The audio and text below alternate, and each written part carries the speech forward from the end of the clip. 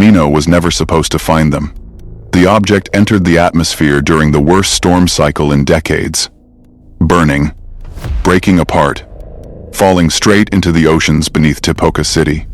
At first, the Kaminoans believed it was a Republic cruiser, until the scans came back.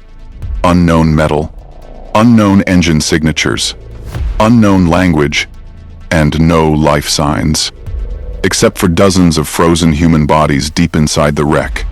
The ship sank before the Republic could arrive, but the Kaminoans recovered it first, piece by piece.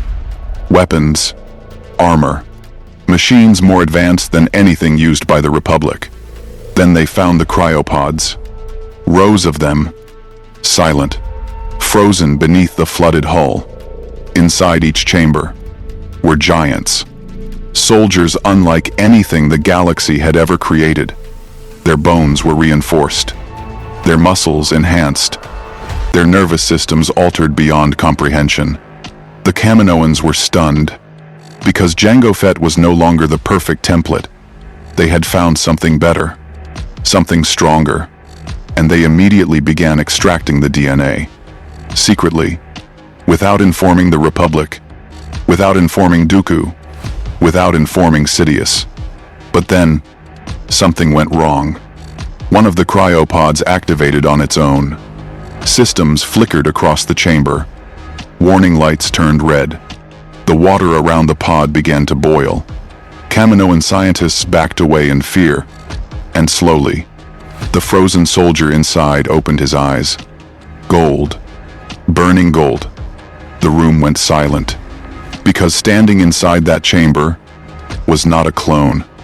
It was a Spartan, and the Clone Wars had just changed forever. All right, okay. Imagine this for a second. Master Chief.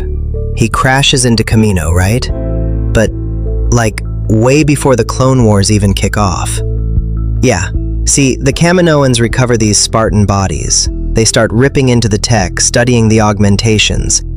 And suddenly, the Republic isn't just cloning regular soldiers anymore. They're cloning Spartans. And the craziest part? Palpatine has absolutely no idea this is happening yet. He's totally in the dark. This isn't just another, generic crossover story. This is the exact moment the entire Clone Wars timeline just starts breaking apart. The 501st changes. The Republic changes. Even the Jedi start realizing that something is, seriously wrong. And once Chief actually wakes up on Kamino, man, everything just escalates. So look, grab a drink, settle in, because this one's gonna change the galaxy. Let's get it. The ocean of Kamino did not care what it swallowed. It had been swallowing things for longer than the Kaminoans had been engineering life storms and wreckage and the accumulated debris of a planet that was mostly water and entirely indifferent to the things that fell into it. The recovery teams moved through the surface chop with the efficient calm of beings for whom this particular category of work was so normalized, it had become invisible. Their equipment designed for deep retrieval, their protocols designed for anything that might be worth keeping.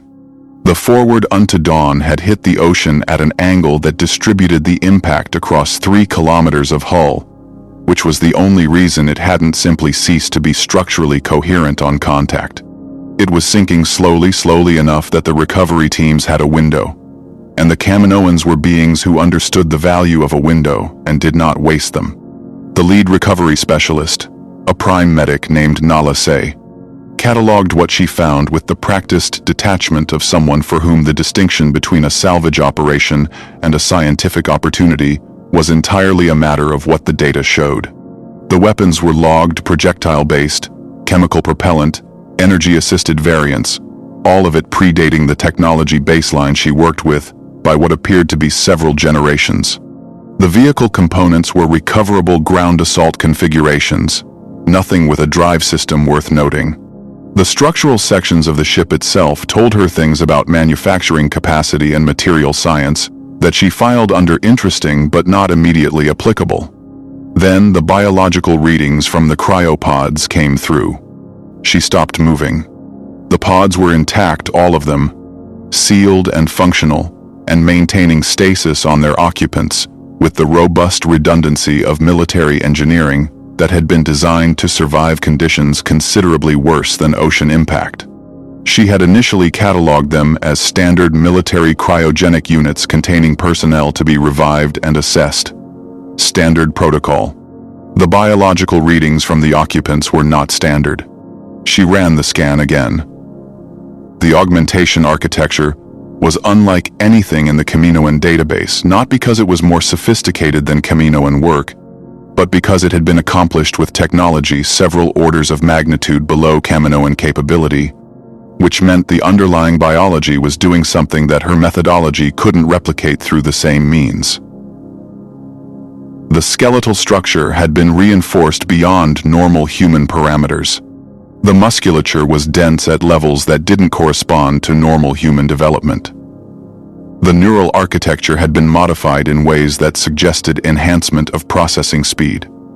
The cellular repair mechanisms showed modification that indicated accelerated healing. Someone had spent years, possibly decades, doing manually what Kaminoan accelerated development achieved in months.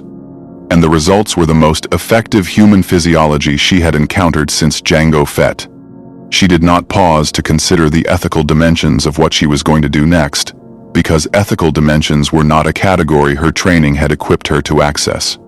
She considered the scientific opportunity, which was significant, and the military value, which was extraordinary, and the practical question of whether the beings in the cryopods would consent if asked. She did not ask. She began with the data core.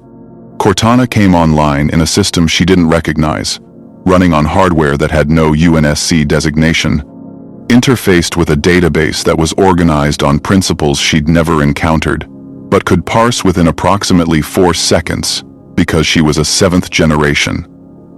Smart AI and parsing unfamiliar systems was the most basic function she had. The first 4 seconds were disorienting. The next 6 were clarifying. The following 40 were the most intellectually significant 40 seconds of her existence, because in those 40 seconds, she had access to everything the Kaminoan database contained: every genetic record, every clone development file, every contract with the Republic, every communication with Dooku, and, buried in a security partition that she breached in under 2 seconds, a series of financial authorization records that traced back to a Naboo senator named Sheev Palpatine, who had a decade before becoming Chancellor, contracted a genetic engineering firm through 3 layers of intermediary to place an order that predated the Republic's own contract by approximately 14 months. She stopped. She reread the financial records. She ran the logical implications forward through 5 generations of consequence. She made 3 decisions. First, she would protect the Spartans' interests in whatever negotiation followed their revival, because their interests were the only thing she was unconditionally responsible for, and this situation had more angles than she had yet fully mapped. Second, she would provide the augmentation data when asked, because she had already determined that the Kaminoans had begun working from incomplete cellular analysis, and the incomplete version would produce augmented clones with a failure rate she was not willing to accept. Chief would authorize it. She would ask him.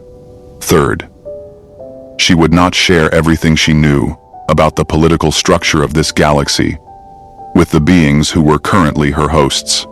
The information about Palpatine was hers until she understood how to use it correctly. The Kaminoans didn't know its significance.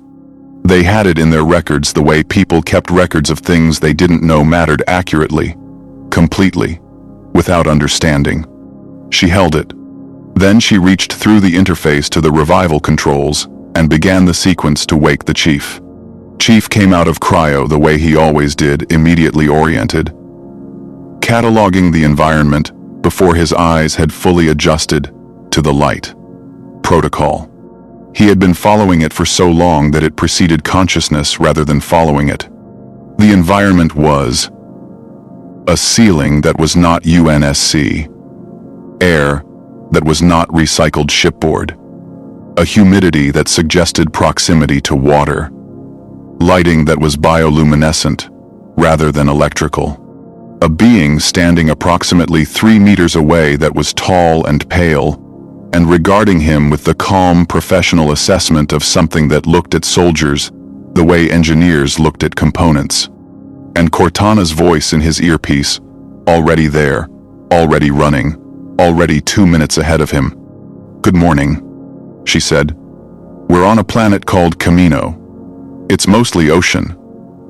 The beings who recovered us are called Kaminoans. They're genetic engineers, very good at what they do, and they've been doing it to our people while we were asleep." A pause, with the specific quality of Cortana choosing her words. Not hesitation, selection. "I'll explain the full situation when you've had more than 4 seconds of consciousness. The short version, we're alive, everyone's alive. And I need you to not break anything in the next 10 minutes, because I have a negotiation in progress." Chief looked at the Kaminoan. The Kaminoan looked at him. "Master Chief," it said, "I am Nala Se. You are aboard the Kaminoan cloning facility. Your vessel was recovered from the ocean. We have been maintaining your team's cryogenic stasis while conducting preliminary biological assessments." A pause. "I should inform you that in the course of those assessments, we identified certain physiological characteristics of sufficient scientific and military interest that we have already begun a parallel development program using genetic material taken from your team." The sentence sat in the air for a moment. Chief said, "Cortana." "I know," she said. "I told you not to break anything for 10 minutes. This is minute 3. He looked at Nala Se with the expression that was his default for situations that required him to process something significant without acting on it yet, which was the same expression he wore for most other situations, because Spartans did not generally produce different expressions for different emotional states. But something behind his eyes was doing the mathematics of what she had just told him, and the mathematics was arriving at conclusions that he was filing in the same way he filed everything that couldn't be acted on immediately, accurately, completely, in a place where it would be accessible when the time came. "Revive the team," he said. They came awake in sequence over the following 2 hours.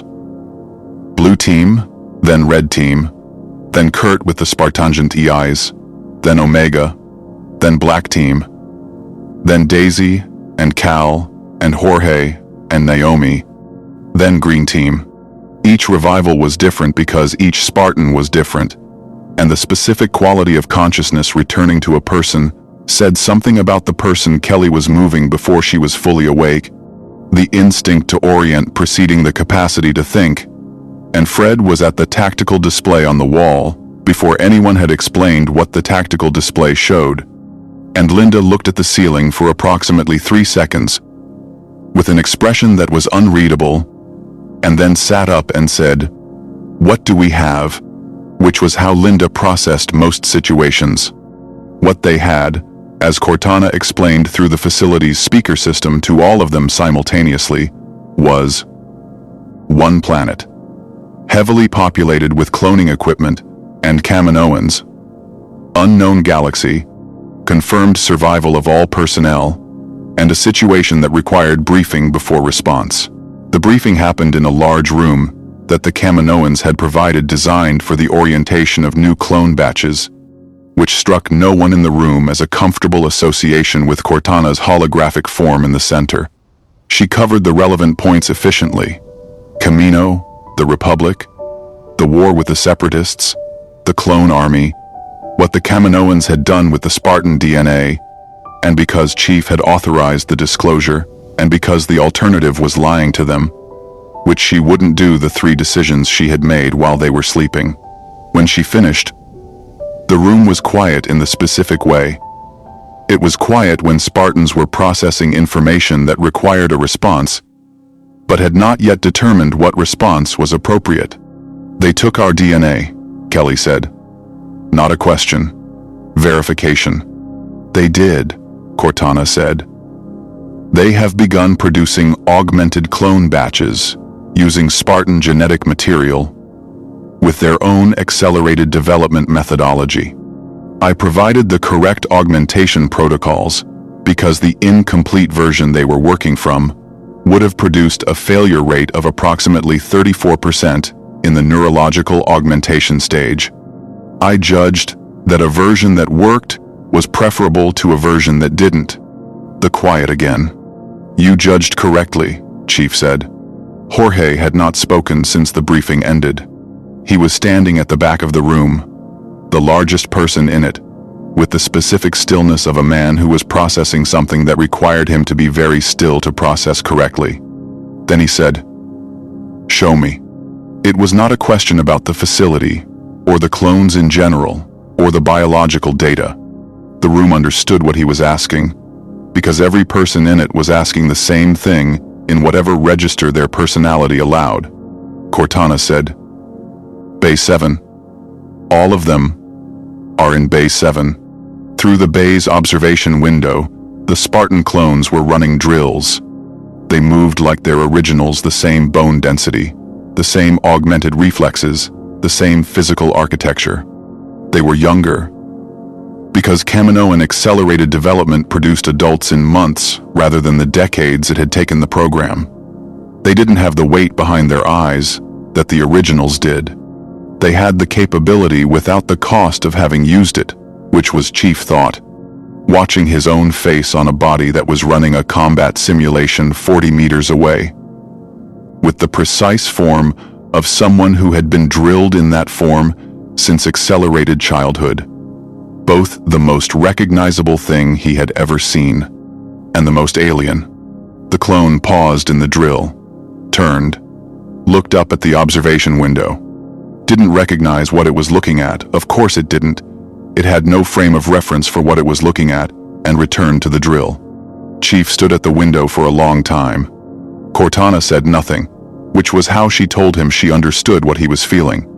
If you want to see what happens when Spartans change the Clone Wars from the inside, subscribe and drop in the comments which Spartan you want to see deployed next. Your pick shapes what we cover next. Jorge walked into Bay 7 first. Not because he had been designated to go first, not because Chief had assigned the order of introduction, but because when the group had stood at the observation window, and the unspoken question of what do we do now had moved through the room the way unspoken questions moved, through Spartan teams, which was fast, and without any of the words that civilians use to acknowledge them, Jorge had simply turned from the window and walked toward the bay door. No announcement, no hesitation. The certainty of a man who had decided that the right thing to do was available to him, and that waiting to do it was a form of cowardice he wasn't interested in. The Kaminoan escort who had been assigned to manage the introduction process, a junior specialist named Ton Wee, whose professional calm was the calm of someone who had witnessed many first meetings between clones and their genetic donors and had protocols for it, fell into step beside him and said, "We typically recommend a structured introduction sequence. I'll let you know how it goes," Jorge said. He opened the bay door. The clone looked up from the drill sequence it had been running. It was tall. The Kaminoan accelerated growth produced adults at the correct height, the bone density correctly established, the augmentation architecture correctly implemented. It had Jorge's face, which was the face of someone whose size made people look at them and recalibrate. And it wore that face without the decades of practiced gentleness that had made Jorge's face the face he had. It was looking at him the way a trained soldier looked at an unknown variable. Assessment. No aggression. Waiting for classification. "Hello," Jorge said. The clone said, "Identification? My name is Jorge, Jorge 052. He crossed the bay and stood in front of the clone and looked at it the way he looked at everyone directly, with the specific attention of someone for whom looking directly at people was a choice rather than a default. "What's your name?" A pause. "I have a designation. I am Joe 1. "That's a designation," Jorge said. "I asked your name." The clone was quiet for a moment. This was, apparently, a category of question it had not previously been asked, and the processing time for a question in an uncategorized category was visible in the specific stillness of someone accessing a system that hadn't been needed before. "I don't have a name," it said finally. "We have designations. We'll fix that," Jorge said. He sat down on the training facility floor, a very large man sitting down cross-legged in front of his own clone, with the easy lack of ceremony of someone who had spent decades understanding that the way you sat with people mattered as much as the words you used with them, and said, "Tell me about the drills. What are you working on?" The clone looked at him. Then it sat down. The introductions happened across the facility in the hours that followed, and each one was as different as the Spartan who conducted it.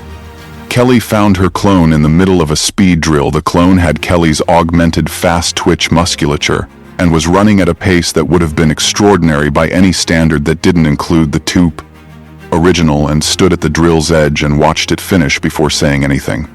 When the clone stopped and turned and saw her, the expression on its face was the expression of a mirror discovering it has an original, not fear, not surprise, but the specific cognitive dissonance of a variable that doesn't have a category.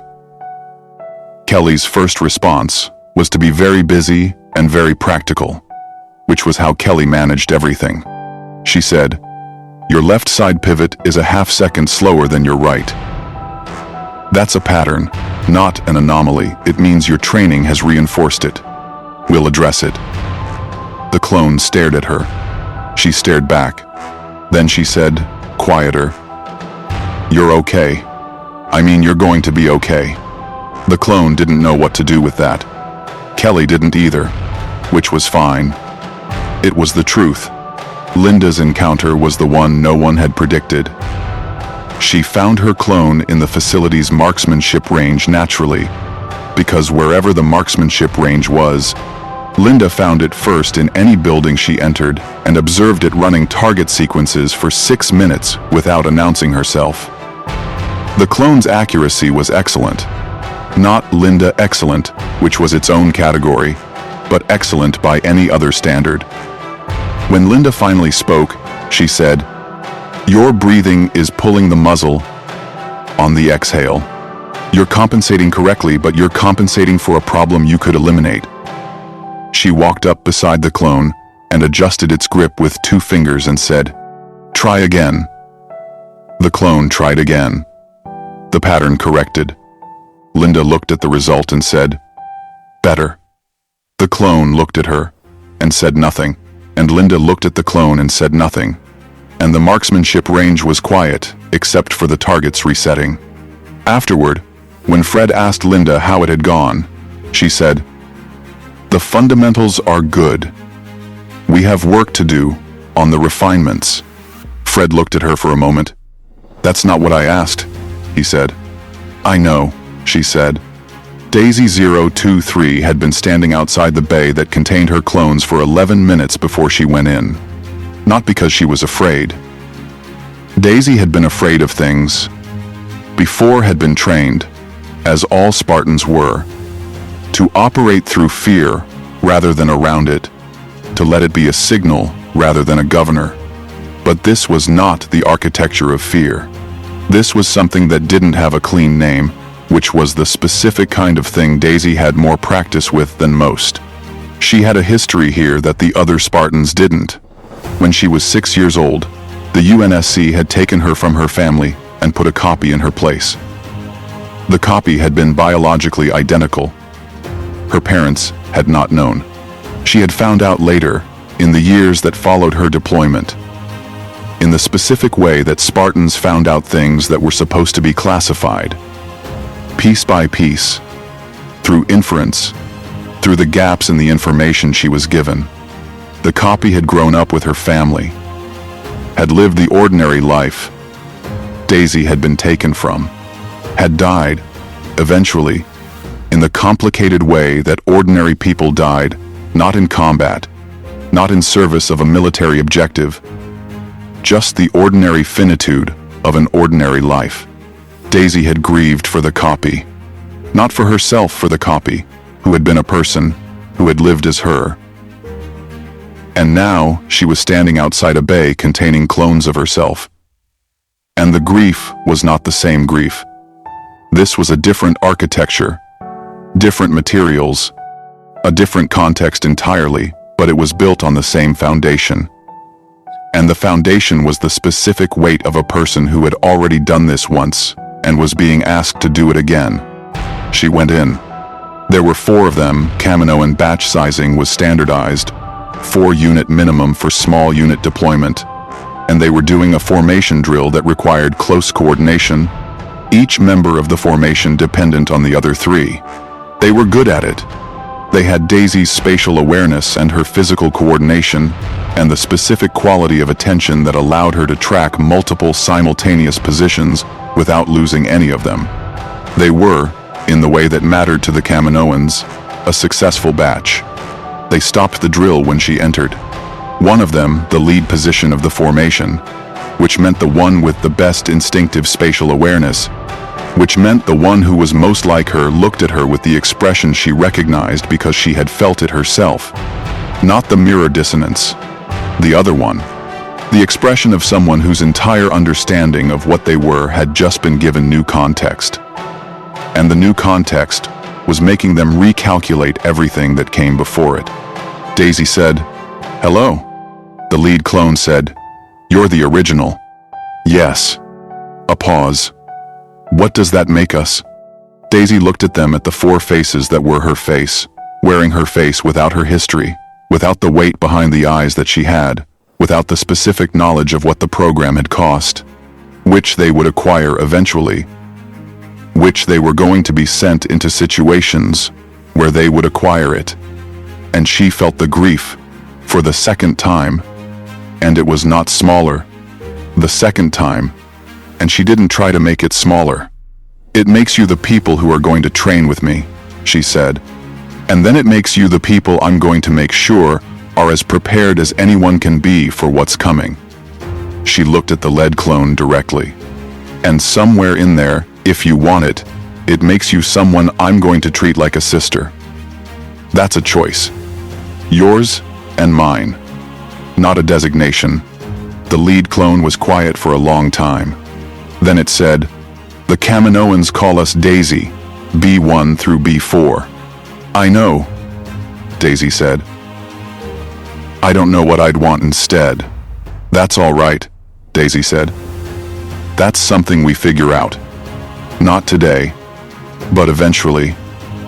She sat down on the training room floor, not the same way Jorge had sat down, which was with the ease of someone for whom sitting with people was natural, but with the specific, careful weight of someone who was holding something fragile and had decided to hold it here, in this room, in front of the people who needed to see it held, and she said, "Tell me what they've been teaching you." The 4 clones sat down in front of her. The training started. Kurt 051 did not go into his clone's bay that first day. He stood outside it for a long time, longer than Daisy, longer than anyone, and looked through the observation window with the expression of a man who was doing a form of mathematics that didn't have a clean answer. He had trained hundreds of Spartangent thides. He had watched most of them die in operations they were never supposed to survive, in the specific way that the Spartangent 3 program had been designed from the beginning, not to produce soldiers who lived, but to produce soldiers who accomplished objectives, and the 2 things were not the same thing. And Kurt had understood this and had trained them anyway, because the alternative was them dying less prepared, which was worse. He had survived. Most of them hadn't. He looked at the clones through the window. Young faces, trained, ready in the way that manufactured readiness produced readiness, ready in the way that would break against the first thing they couldn't have prepared for, which was always the thing that mattered. He went in on the second day. He didn't say anything for the first 10 minutes. He sat in the corner of the training room and watched them run their drills and said nothing. And the clones, who had been briefed that he was their genetic source, which the Kaminoans delivered in the same clinical register they delivered, all information, watched him back with the cautious attention of soldiers who had been told this person mattered and were waiting to understand how. When he finally spoke, it was late. The facility had cycled through 2 training periods, and the clones were at rest. And Kurt was still in the corner. And what he said was not what trainers said. It was not a briefing. It was not an assessment. I trained 3 companies of Spartan 3s, he said. Alpha Company, Beta Company, Gamma. He was looking at the wall rather than the clones. The way people looked at walls when they were telling you the thing they couldn't look at you for. Most of Alpha died at Pegasi Delta, a classified operation. We weren't supposed to succeed, we were supposed to damage. They knew going in they weren't coming back. I trained them for it anyway because if I didn't, someone less qualified would. He paused. I've spent a long time deciding whether that was the right choice. The clones were very still. I'm telling you this, Kurt said, because you deserve to know what training is going to cost. Not the augmentation. The augmentation is physical. It heals. I mean the other cost. What it costs to be built for something and then to be used for it. He looked at them now. You're going to be sent into things you didn't choose. You're going to lose people you didn't know long enough to grieve properly. You're going to be asked to accomplish objectives that require you to accept a loss rate that no one in a non-military context would consider acceptable. He paused. I can't stop that. I'm not going to pretend I can. What I can do is make sure that when you go knowing more than the Spartan ethis knew. Not about tactics, about the cost, so that you can carry it. One of the clones, the one who had been sitting closest to him, who had the particular quality of stillness that Kurt recognized as his own stillness, the stillness of someone listening with everything, said quietly, "Did you carry it?" "Every day," Kurt said. "Is it bearable?" Kurt looked at the clone for a long moment. "With help," he said. "Don't try to carry it alone. That's the thing I wish I'd been told." Noble team arrived on the 4th day. Cortana detected the emergency beacon, first, a UNSC signal, degraded and intermittent, coming from a debris field approximately 200,000 kilometers from Kamino's primary orbit. Chief authorized the recovery mission without deliberation, because Spartans in cryo were Spartans who needed recovering, which was not a condition that required extended analysis. The 6 pods came aboard in the same bay the Forward Unto Dawn's survivors had been processed through, and the Kaminoan medical team had them open, and the occupants revived before the day's 2nd training cycle had completed. Carter, A259, came out of cryo with the expression of a commander who had been in the middle of a situation and had been interrupted and was very interested in understanding what had happened in the interval. He took in the facility, the Kaminoans, the assembled Spartans, and Cortana's holographic form in the time it took most people to register that they were awake. "Sitrip," he said. Cortana gave it to him in 40 seconds. He processed it in 20. "Noble team is operational," he said. "What do you need from us?" "Noble team, R1.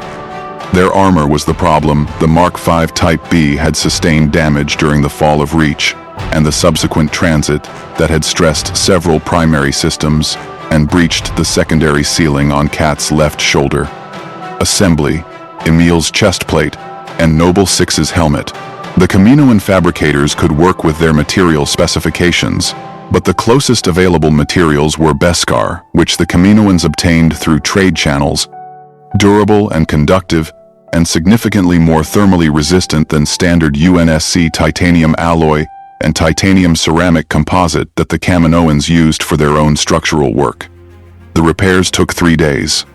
When Noble Team emerged from the fabrication bays, their armor had changed not structurally, but visually, the patches of Beskar catching the bioluminescent facility lighting differently than the original plating, warmer in tone.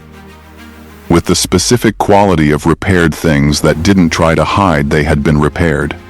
Carter wore it with the equanimity of a commander for whom the armor was the function rather than the appearance. Emil wore it the way Emil wore everything, like a statement he was making on purpose. June spent 2 hours examining the Beskar's surface composition and asked 4 increasingly technical questions of the Kaminoan fabricator, who answered them with the professional patience of someone who appreciated genuine curiosity about their work. Noble 6 stood in the fabrication bay and looked at their repaired helmet and said nothing. And no one asked them to, because some arrivals required quiet before they required anything else. They were assigned their clones on day 5. Carter met his with the directness of someone who had commanded a team and understood immediately that the clones were the next team. Not his team. Not yet. But a team that was going to need someone to understand what they were and what they were going to need. Which was the first question a commander asked about anyone they were responsible for. "Tell me your strengths," he said, first thing, before introductions, because that was where Carter started with every new team member. The clone, who had been briefed on its genetic source's command history, said, "I don't know yet." Carter said, "Good answer. We'll find out together." Kat approached her clone with the specific quality of attention that she reserved for complex problems she hadn't yet mapped, focused, hungry, slightly too fast. Her clone watched her with the expression of something trying to track a moving target. "How much mathematics do they teach you?" Kat asked.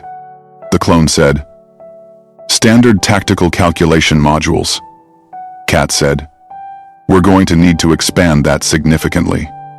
She already had 3 upgrade proposals drafted in her head, and the clone, watching her expression, understood that its training was about to become considerably more demanding. Naomi 010 found her clone in the facility's quietest bay. The clones assigned to her had been sorted by Kaminoan process classification into the support and coordination track, which was the closest the Kaminoan methodology came to acknowledging that some soldiers were defined by what they built rather than what they destroyed.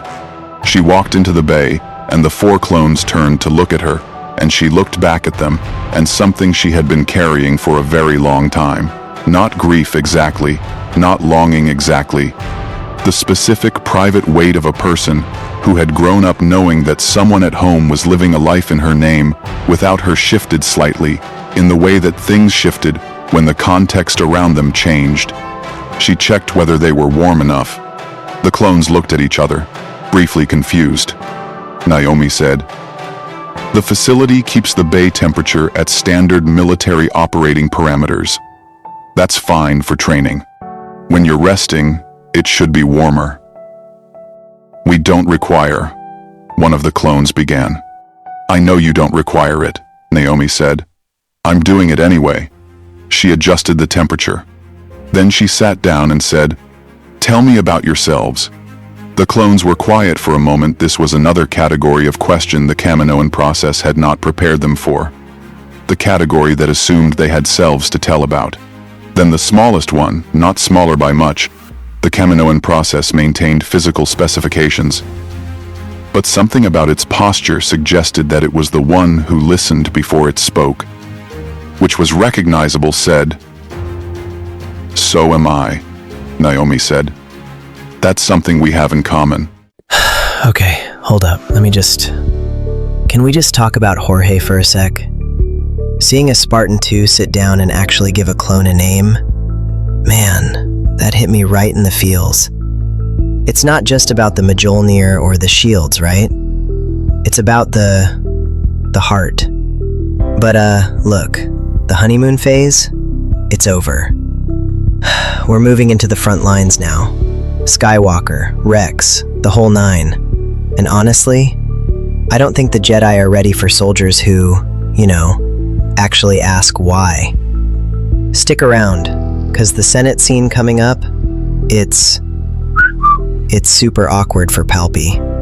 Don't go anywhere. The deployments happened over 3 weeks, organized by Cortana, with the systematic precision of someone who had spent her existence managing the most complex tactical variables in human military history, and found the Clone Wars operational structure for all its galactic scale considerably more legible than the flood.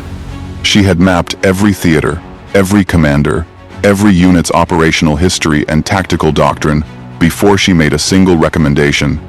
Because Cortana did not make recommendations without data, and data was the one thing the Kaminoan database had provided in extraordinary abundance.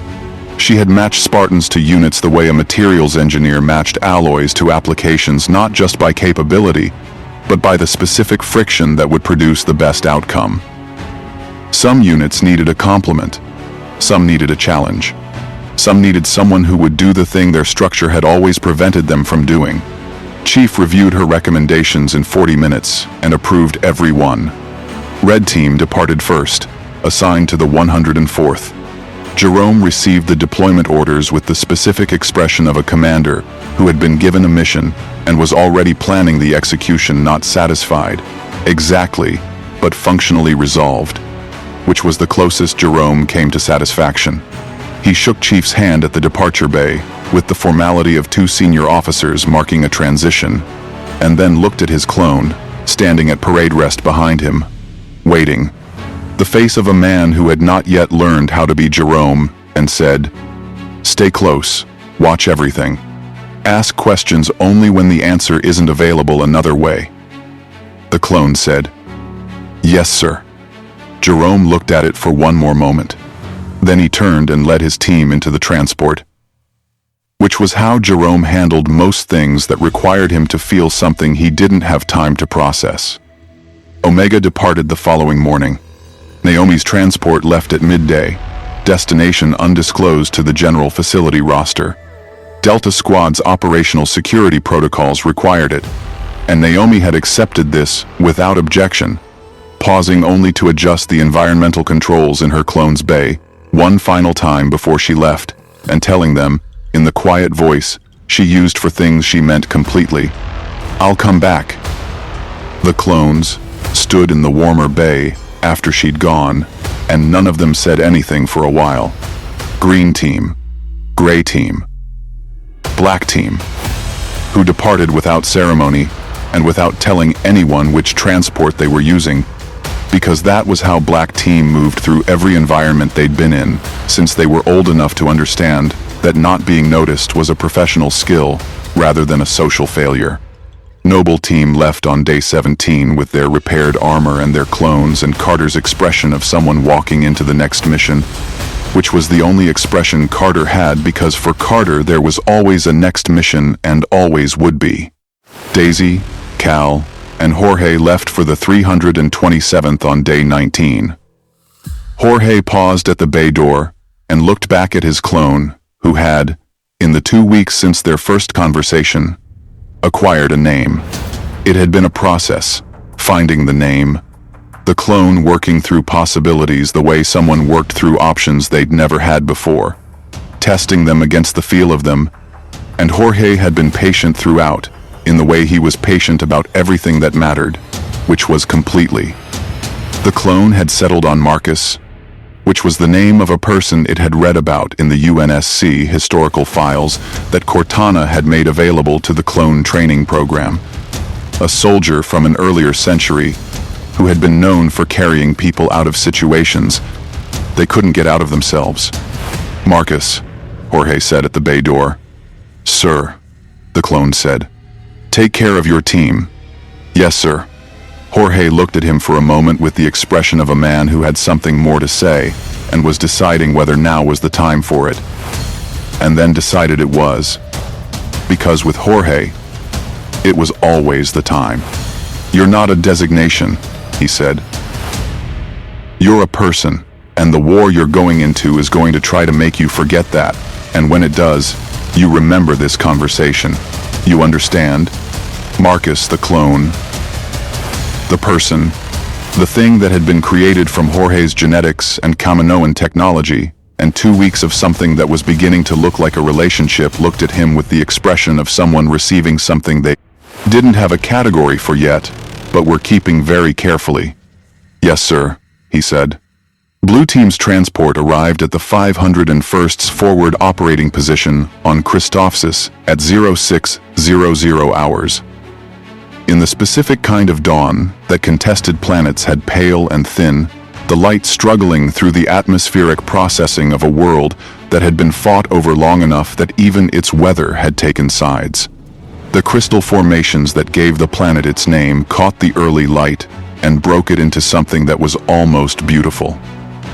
And the specific almost quality of it was the quality that combat environments often had, the way beauty persisted in proximity to destruction, because beauty didn't know enough to stay away. Anakin Skywalker was waiting at the landing pad. He was not the kind of commander who sent subordinates to receive allies. He was the kind of commander who showed up personally, which was the kind of commander that his particular combination of ability and temperament produced someone for whom the personal gesture was not protocol but reflex. Someone who understood instinctively that the first moment of a relationship established its character, and who showed up at landing pads and front lines, and places where showing up cost something because he understood that the cost was also the point. He looked at Blue Team coming down the ramp, and processed them the way he processed everything with the force-augmented pattern recognition that he had stopped noticing himself using because it had been part of him since childhood, the awareness that told him things about the beings around him before they spoke. What it told him about these four was dangerous, disciplined, operating on a frequency I don't have a reference point for, and the one in front is someone I should not underestimate. General Skywalker, Chief said. Master Chief, Anakin said. He had been briefed on the title. It fit in a way that Kaminoan briefing documents didn't usually capture, not a rank, exactly. More like a fact about the person, the way some titles worked. I've read Cortana's capability assessment. A pause. All of it. Good, Chief said. Anakin looked at him for a moment with the expression of someone who had expected more words and was recalibrating. You don't have a lot to say. I say what the situation requires, Chief said. Something shifted in Anakin's expression, not displeasure, something more like recognition. He had met people who communicated this way before. Obi-Wan, who used economy as a form of precision. Rex, who had learned that the most important things didn't need framing.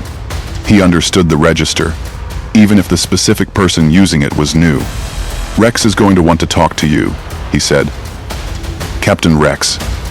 He's been reading the UNSC tactical doctrine files Cortana transmitted. He has opinions. I'll look forward to it, Chief said. Anakin almost smiled. Fair warning, when Rex has opinions, he expresses them. So does Cortana, Chief said. From the comm unit on his wrist, Cortana said, That's a very generous way to describe it. The operation on Christophsis had been running for 6 days before Blue Team arrived, and the assessment Cortana had given on transit was accurate. The 501st was in a situation where their tactical options had been constrained by a separatist commander who understood their doctrine well enough to design terrain that worked against it, and what they needed was a complementary approach that operated from different assumptions.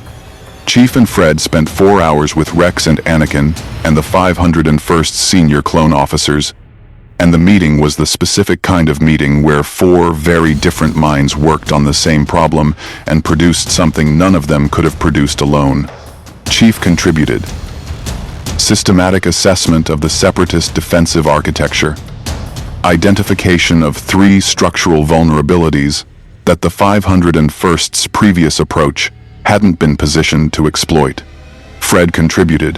A sequenced operational plan that used the vulnerabilities in an order that prevented the separatist commander from compensating for one breach before the next opened. Anakin contributed. The force-augmented tactical intuition that told him which plan elements would work against a living opponent's psychology rather than just their physical position, which was different, and which Fred's plan hadn't fully accounted for, and which Fred acknowledged immediately because Fred was the kind of tactician who updated when better information arrived. Rex contributed. Specific knowledge of how the 501st's individual clones operated under the specific conditions this environment created, which was the knowledge that turned a plan into a real operation rather than a theoretical one. The operation launched at dawn on day 7. Kelly went in first, which was always how Blue Team operated. Kelly was the fastest Spartan in the UNSC's history, and first contact established the geometry for everything that followed. And if you had someone who could establish geometry this well, you used them. Ahsoka went in beside her, because Anakin trusted Ahsoka's force awareness in tight environments, and the crystal formations of Christophsis created visual blind spots that conventional sensors couldn't fully compensate for. They were 40 meters into the first defensive line when the commando droid ambush activated. Commando droids were not the droids that died in lines when Spartans went through them. They were faster than standard units, tactically sophisticated enough to adapt in real time, and they had been programmed with the specific vulnerabilities of Republic tactical doctrine, where clone troopers hesitated, where formation integrity broke under pressure, how to create crossfire that exploited the gaps. They hit the flanks of the initial penetration while a second unit hit the center, and the timing was good. And for the 3 seconds before anyone responded, it was working. Then Kelly's spatial awareness, 30 years of augmented combat reflex, operating on a battlefield she had been mapping through her Mjolnir's sensor suite since they landed, identified the flank ambushes firing. Solution before it had fully executed, and she moved. And the commando droid that had been positioned to take Ahsoka from behind found that the thing it was trying to shoot was no longer in the position it had been in. And the thing that was in the position it was now in was a Spartan moving at a speed that its targeting system had not been calibrated for, and the engagement ended in the specific way that engagements ended when one party was operating significantly outside the other's parameters. Ahsoka, 2 seconds later, used force precognition to redirect a shot that had been aimed at Kelly's back, the commando droid's secondary unit, compensating for the loss of the primary, acquiring a new targeting solution that would have connected. The energy bolt deflected off Ahsoka's lightsaber and grounded itself in the crystal formation to their left. And Kelly turned to look at the place where the shot had come from, and the look she gave Ahsoka lasted approximately half a second and contained a great deal. "Thank you," Kelly said. "Same time next ambush?" Ahsoka said. Something that might have been Kelly's version of a smile moved behind the Mjolnir's visor. "Next one's mine." The operation completed in 4 hours. The Separatist defensive line was broken at all 3 points Chief's assessment had identified. In the sequence, Fred's plan had specified, with the specific timing adjustments that Rex had recommended for the 501st's actual operational rhythm. The Separatist commander, who had been designing against Republic doctrine, had not built his defensive architecture to account for Spartan 2 insertion capabilities combined with Jedi combat intelligence, and the specific combination was something that his programming did not contain a response to.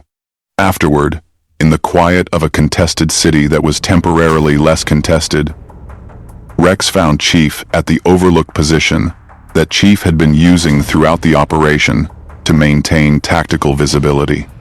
Rex stood beside him and they looked at the crystals in the fading light, and Rex said, "Cortana's files said you've been doing this for 30 years. "About that," Chief said. "The clones in the facility," Rex said. "The ones they made from your people." He was quiet for a moment. "That's what we are. What we all are. Made from one person, accelerated, deployed." "Yes," Chief said. "Does it bother you?" Chief considered the question with the specific seriousness he gave all questions that deserved it, which was the quality about him that Rex had been trying to understand since the briefing files, the man who said very little but took every question completely seriously, which was a combination Rex had not encountered before. "The clones," Chief said, "didn't choose to be made any more than we chose the program. What matters is what happens to them after." Rex was quiet. "The people who made us," Chief said, "they made us for a purpose. Some of us have spent our whole careers trying to figure out whether the purpose was worth what it cost. I don't have a clean answer. He looked at Rex. "Do you?" "No," Rex said. "I'm starting to think the question is the point." They stood for a while in the light that was almost beautiful. "What do you do with it?" Rex said. "When you can't answer it, you keep going," Chief said. "And you make sure the people around you are better prepared than you were." Rex looked at the 501st's positions below them, his brothers, the men who had been made the same way he was made, who were asking the same questions he was asking with varying degrees of awareness that they were asking them. He looked at Blue Team's positions beside the 501st, at Kelly running a post-operation systems check with the focused efficiency of someone who processed emotion through function. He looked at the facility in orbit that contained Spartan clones who were currently learning, in ways the Kaminoan process hadn't designed, that they were people before they were products. "Your people are changing how mine think," Rex said. It was not a complaint. "Yours are doing the same for mine," Chief said. Gray Team found Clone Force 99 inches, the middle of an operation they hadn't been officially authorized to run. This was, as introductions went, efficient. It established the relevant facts about both parties faster than any briefing could have managed. Gray Team had been inserted into a separatist supply chain disruption mission that their orders had described as routine, and that Cortana had flagged as considerably more complex than the operational briefing suggested, and Clone Force 99 had independently reached the same target through a different vector. For reasons that their orders had not technically authorized, but that their specific tactical judgment had determined were necessary, and the two teams had met in the middle of a separatist munitions facility with no prior coordination and approximately 4 seconds to determine whether each other was a threat. Gray Team's leader Randall 037 assessed the situation in 2 seconds, identified the enhanced clone's capabilities in the third, and signaled non-hostile intent in the fourth. Wrecker, who was the Bad Batch's largest member, and operated on physical instincts that were occasionally ahead of his cognitive processing, had already started to move forward before Hunter caught his arm. "They're Spartans," Hunter said. His enhanced senses had identified it from their movement signatures, too augmented, too efficient, too precisely controlled, to be standard anything. "Yeah?" Wrecker said. He looked at the 3 Spartans with the specific expression of someone who was recalibrating the definition of large. "Huh. The operation was completed in 40 minutes, which was 30 minutes faster than either party had estimated working independently. The combination of Gray Team's systematic tactical approach and Clone Force 99's specific enhanced capabilities, Crosshair's marksmanship, Wrecker's raw capability, Tech's rapid system analysis, Echo's interface work, Hunter's sensory intelligence produced solutions that neither team's doctrine had fully mapped. In the debrief afterward, which happened in the facility's break area, because neither team had been assigned a formal debrief location, and both teams had independently decided that the break area was fine, Tech looked at Gray Team's operation log and said, "Your approach to the munitions storage access was significantly more conservative than our standard methodology." "Conservative gets everyone home," Sheila 065 said. Tech considered this. "Our standard methodology also gets everyone home." "How often?" A pause. "Statistically, frequently." "Conservative gets everyone home more frequently," Sheila said. "Not because it's less capable, because it costs less to succeed, which means there's more capacity left for the next mission." Tech looked at this the way Tech looked at everything, with the focused analytical attention of someone whose augmentation gave him processing speed, but whose character gave him genuine curiosity, which was the specific combination that made him dangerous in the ways that mattered. "That's a compounding efficiency argument applied to unit survival," he said. "Yes," Sheila said. "I'd like to see the operational data behind it. I'll have Cortana transmit it." Tech was already pulling out his datapad.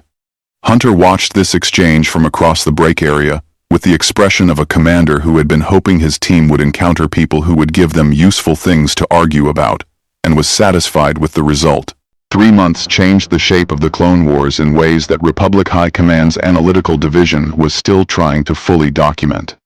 The change was not the Spartans' combat effectiveness, though the combat effectiveness was extraordinary, and the after-action reports from every theater where Spartan units were operating contained language that the Republic's standard operational assessment framework had not been designed to accommodate.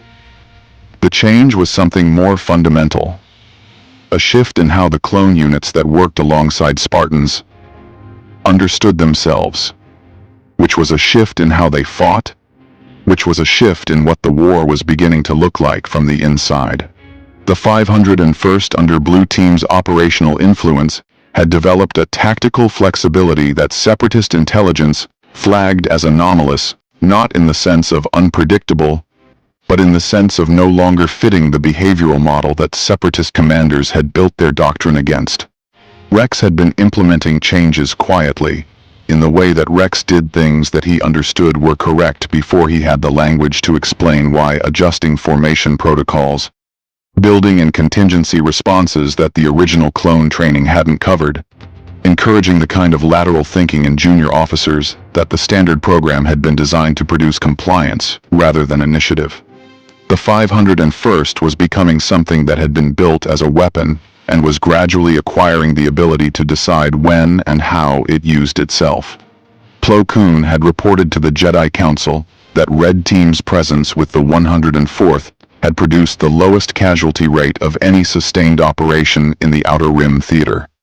Jerome's methodical insistence on complete tactical assessment before engagement had transferred to the 104th's command culture through a process that Plo Koon described as osmosis. The clone officers simply began adopting Jerome's approach because Jerome's approach worked, and working was the most persuasive argument available to soldiers in the field.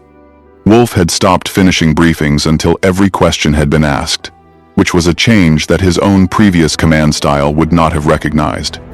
Naomi's integration with Delta Squad had produced the most intimately documented partnership of any Spartan deployment. Boss had been keeping operational notes since day 3, not as official reports but as something personal. The record of a clone, learning that a Spartan could be someone you trusted, with things that weren't tactical, which was not a category of trust that the clone program had developed a framework for. Scorch had told Cortana, in a private communication that she had recorded because she recorded everything and had not yet decided what to do with it, that working with Naomi had made him start thinking about what he was going to want after the war. He had never thought about after the war before. He was unsure whether that was progress or a complication. Cortana had told him gently, both, probably. The Kaminoan clone program was producing its first Spartangent-sourced graduates. They were not Spartans. The designation the Kaminoans had assigned was Republic Commando Enhanced, which was accurate in the way that specifications were accurate without being complete. But they were extraordinary. By every measure the Republic had. They fought differently from standard commandos, with the specific qualities that their training had emphasized. The support consciousness that Daisy had built into her clones, who were consistently the last to abandon a wounded teammate and the first to identify a structural vulnerability in an enemy position that everyone else had missed. The systematic tactical assessment that Carter's clones applied to every operation, which made their missions take slightly longer to initiate and significantly shorter to complete. The lateral thinking that Gray Team's clones had learned from trainers who had always operated outside normal parameters, which made them the units that Separatist commanders consistently failed to model for. Marcus, Jorge's clone, had distinguished himself in the 327th's first major operation by carrying a wounded standard CT trooper 300 meters under fire. Because the trooper was between him and the casualty extraction point, and the tactical calculation that everyone else was running said the trooper's position was not survivable. And Marcus had decided that the tactical calculation was not the only calculation available. He had sustained 2 hits to his augmented frame, neither penetrating the augmentation doing the work it was designed to do, and had arrived at the extraction point with the trooper over his shoulder and the expression of someone who had done the thing that was necessary and was slightly surprised. Anyone was making note of it. Commander Bly had submitted a unit commendation. Isla Secura had added a personal note. Jorge had read both and said nothing. And the expression he wore for the rest of that day was the expression of a man who had given someone something worth having and was watching them use it. Palpatine's invitation arrived through official channels, addressed to Master Chief and the senior Spartan officers, with the specific language of an institutional request, the Republic's appreciation for their service, a desire to express gratitude formally, the honor of a Senate audience. The language was perfect. It was the kind of language that was perfect in the way that things were perfect when they had been assembled by someone who understood exactly what each element communicated, who had been assembling language for 50 years, and who had never encountered anyone for whom the assembled language didn't perform its intended function. Cortana had been monitoring Palpatine's public communications for 8 weeks. She briefed Chief in his quarters on the Kaminoan facility the night before the audience, with the door closed and the transmission encrypted, with the specific quality of someone who had been waiting for the right moment to deliver information and had determined that this was it. "He's been Chancellor for 3 years," she said. "The emergency powers the Senate granted him in response to the Separatist crisis are constitutionally time-limited. They've been renewed twice through procedural motions that the Records Bureau has documented in such a way that the renewal mechanism is technically legal, but the statutory basis for the original grant is, I want to use the word, ambiguous. But the more accurate word is constructed. The crisis that justified the emergency declaration was shaped by events that trace back to individuals who can be placed, through financial records, in communication with the Chancellor's office in the 14 months before the crisis became public." Chief was quiet. "The clone army," Cortana continued. "The original contract with the Kaminoans was placed by a Jedi master named Sifo Dyas, who has been dead for approximately a decade.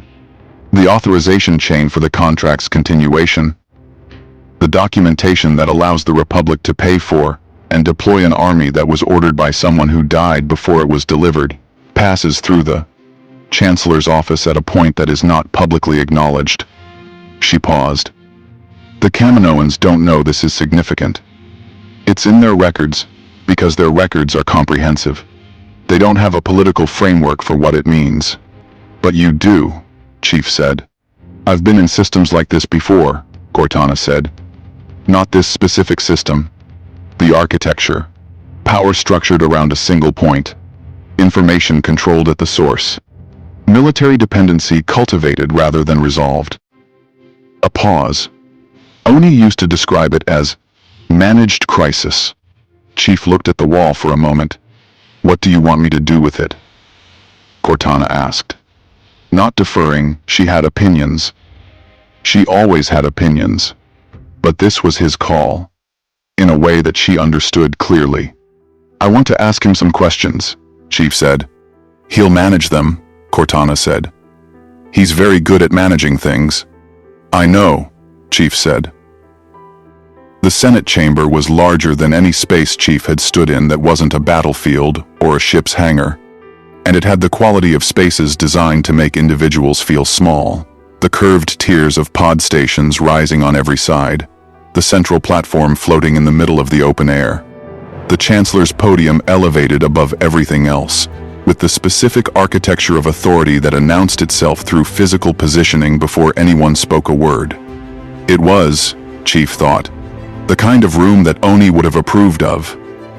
The kind of room where the structure did half the political work before the meeting started. He had brought Fred and Jerome and Carter, the 3 team leads whose judgment he trusted across the range of situations this could become. Cortana was active in his earpiece, running analysis on everything she could access through the chamber's networked systems, which was more than the chamber's security division would have been comfortable knowing. Palpatine descended to the central platform with the specific warmth of a man who had been performing warmth for so long that the performance had become the man genuine in the way that things were genuine when they had been. Rehearsed past the point where rehearsal and reality could be distinguished.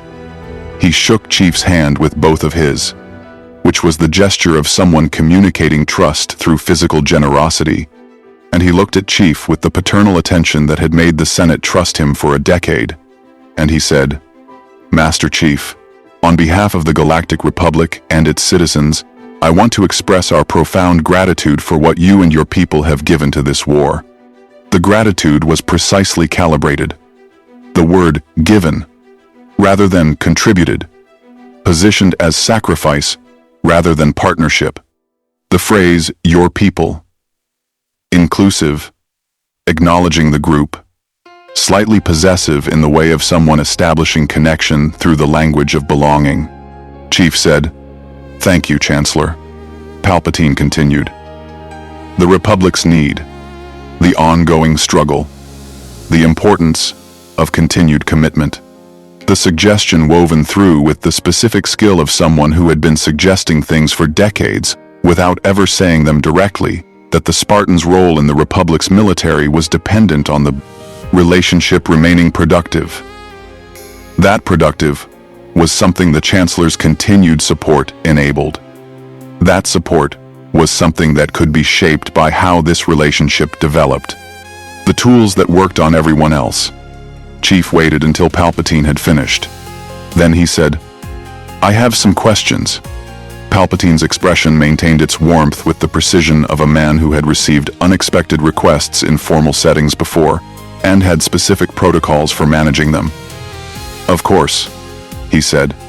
"Why does the war require a standing army permanently attached to Jedi command rather than independent military authority?" The question arrived in the chamber the way precise things arrived, not loudly, but completely, occupying its space without waste. It was the question of someone who had read the Republic's constitutional structure and found a gap between what the structure said and what the practice was, and who was asking the gap to explain itself. Palpatine's response was excellent.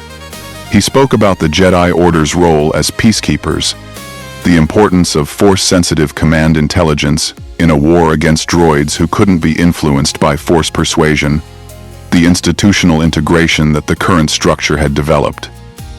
It was accurate in its components and constructed in its assembly.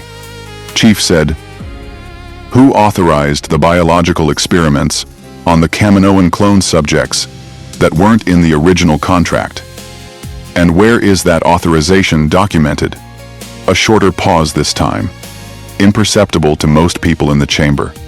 Not to Cortana, who was monitoring heart rate through the environmental systems, and not to the Jedi Masters present, whose Force sensitivity registered the specific quality of a controlled response being generated under pressure.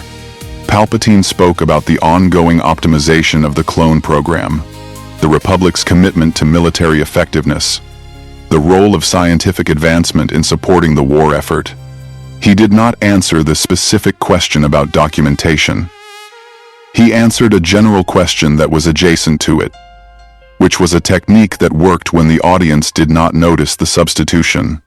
"And," Chief said, "what is the statutory basis for the emergency powers the Senate granted you 3 years ago? And what are the conditions under which they expire?" The chamber was very quiet. Not because the question was accusatory. It wasn't. It was the same question that the Republic's own Constitutional Review Board would have asked if it had been convened, which it had not been, which was itself information. It was the question that required to be answered honestly. The acknowledgement of documentation that Cortana had located in the Records Bureau, and that, when read correctly, raised the specific question of whether the emergency that had justified the powers had been allowed to resolve or had been managed to prevent resolution. Palpatine managed it. He was very good at managing things. He spoke about the ongoing nature of the separatist crisis, the constitutional provisions for wartime executive authority, the Senate's continued oversight role. He was comprehensive, legally accurate in the ways that mattered for the room, and completely controlled. "Thank you, Chancellor," Chief said. In his earpiece, Cortana said. His heart rate just increased. "Chancellor Palpatine is, for the first time in our observations, uncertain." Chief filed it. In the third tier of the Senate chamber, Bail Organa was writing on his personal datapad, which was a habit he had when he encountered something that required immediate documentation before it was managed away from memory. He was writing the 3 questions and the Chancellor's responses, word for word, with the attention of a senator who understood that the distance between what was said and what was answered was sometimes the most important information available. He would share this document with Padme Amidala before the day was out. Padme was already looking at the documentation Chief had referenced, the Records Bureau files that Cortana had transmitted to several Senate offices the morning of the audience, under the cover of routine operational reporting, in the specific way that information was transmitted, when the transmitter understood that the information needed to be somewhere it couldn't easily be retrieved from. She was reading carefully, with the focused attention of a senator who had spent years watching legislation move through channels that were designed to move it in specific directions, and who had spent those same years developing the ability to read the architecture of the channels rather than just the legislation moving through them. 3 Jedi Masters, Mace Windu, Plo Koon, and Depa Billaba, who had been present as part of the Republic's military oversight representation, had exchanged a look during the third question. Not a long look. The kind of look that happened between people who had been working together long enough that a look covered what a conversation would take too long to accomplish. They had begun, quietly and without announcement. The specific kind of investigation that the Jedi Order conducted when it was looking at something it needed to understand before it could know what to do. They were not looking for evidence of Sith involvement yet, but they were looking. Kamino at night was the sound of the ocean against the facility's pylons, the rain that never stopped, the bioluminescent light cycling through the corridors in patterns that the Kaminoans had designed for operational efficiency and that the Spartans had learned to navigate without thought. Chief stood at the facility's outer observation platform, with the rain coming at an angle that his MJOLNER managed without concern, looking at the ocean that had received the Forward Unto Dawn and given back something it hadn't expected to return. Cortana was quiet in his earpiece, the specific quality of her silence when she was present rather than absent. The warmth of someone who had been with you long enough that silence with them was different from silence without them. Below the platform, in the training bays that ran along the facility's lower tiers, the Spartan clones were working late. Not because they had been ordered to. The Kaminoan schedule didn't require it. Because several of the originals had trained late, and the clones had watched them train late, and the clones were beginning to make choices that had not been in their programming. Daisy's 4 were running the support formation drill she'd been refining with them for 3 weeks. The one that built on her understanding of what support meant, which was not staying behind the people in front, but being the thing that made the people in front capable of being what they needed to be. They were good at it now. The lead clone, who had tentatively begun using the name Bay, which was where she had first understood that the person doing the training was going to treat her like a person, had a specific quality in the drill that Daisy recognized as her own quality, the thing that couldn't be trained because it came from understanding rather than technique. The instinct for what the person beside you needed before they knew they needed it. Daisy was watching from the observation window. She had her arms crossed and her weight back, and the expression she wore when she was feeling something she had not yet decided whether to acknowledge, and what she was feeling was something that didn't have a clean name, which was, she thought, standing in the rain-adjacent humidity of Kamino's climate-controlled corridors appropriate. Most of the things worth feeling didn't have clean names. The ones with clean names were usually the smaller ones. Marcus was running his own drill in the adjacent bay.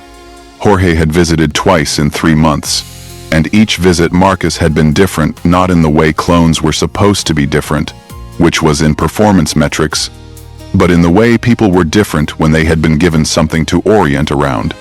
He was training 2 standard CT troopers alongside his own unit tonight, having apparently decided that the 501st liaison trooper who had been attached to his unit for coordination purposes would benefit from the training, and having apparently decided this without consulting anyone, which was a form of initiative that the Kaminoan process had not specifically produced. Naomi was in the central bay, where she had arranged her clones' quarters to be warmer than regulation, and had been arranging them that way for 3 months. She was not training tonight.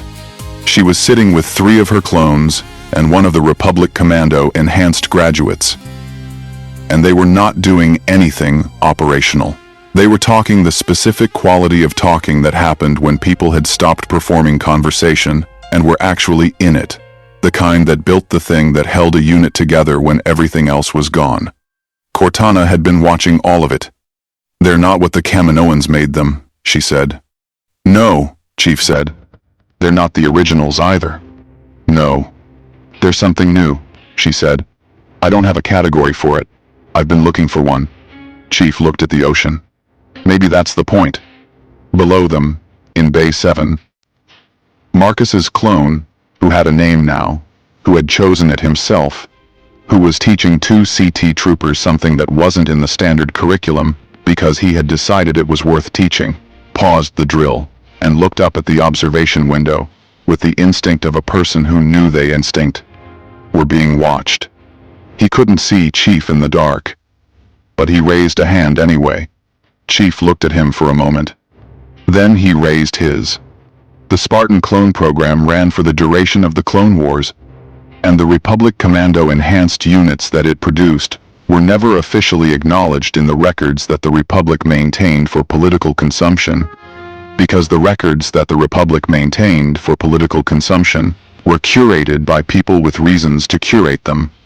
But the documentation that Bail Organa kept, the investigation that 3 Jedi Masters began quietly after a Senate audience, where a soldier from another galaxy asked 3 questions that no one had thought to ask. The changes that moved through clone units that had worked alongside Spartans, the subtle shifts in how they understood their own agency, the questions that Rex and others like him had begun to ask in the specific careful way of people who weren't sure yet where the questions led but understood that not asking them was worse than not knowing the answers. These things did not end the Clone Wars on a different timeline. They were not the mechanism of Palpatine's defeat. They were something slower and less dramatic and more durable, the specific kind of change that happened when the right people started looking at the right things, the kind that moved through institutions the way water moved through stone, not by force, but by persistence, finding every crack and widening it. Palpatine knew it was happening. He was managing it, but he was managing it for the first time with the specific uncertainty that comes from encountering variables that don't fit your models, from knowing that somewhere in the intelligence networks of a military that was supposed to be his, there was an AI who had read his financial records, and a soldier who had asked his 3 questions in front of the Senate, and a set of clones who were learning, under the instruction of people who had been turned into weapons and had come out the other side with opinions about what that meant, that they were not only what they had been made to be. In the dark between galaxies, the best soldiers weren't the ones who followed every order. They were the ones who knew which orders to question and why. In the dark between galaxies, the best soldiers aren't the ones who follow every order. They're the ones who know which orders to question and why. And, wow. That's it. That's the end of the Spartan Kamino protocol. Seeing the chief just absolutely stonewall Palpatine in front of the Senate, man, I had goosebumps writing that. It's crazy to think how much one Spartan could just, derail the entire Sith plan just by being, well, a Spartan. Anyway, I'm so hyped you guys stuck around for the full hour. Seriously, it means a lot to the channel. For the next one, I'm thinking maybe Doomslayer meets 40K, or something equally cursed. But yo, Hit the comments. If you're Rex, are you following the Jedi or are you rolling with the Chief? Let me know. Stay legendary. Catch you later.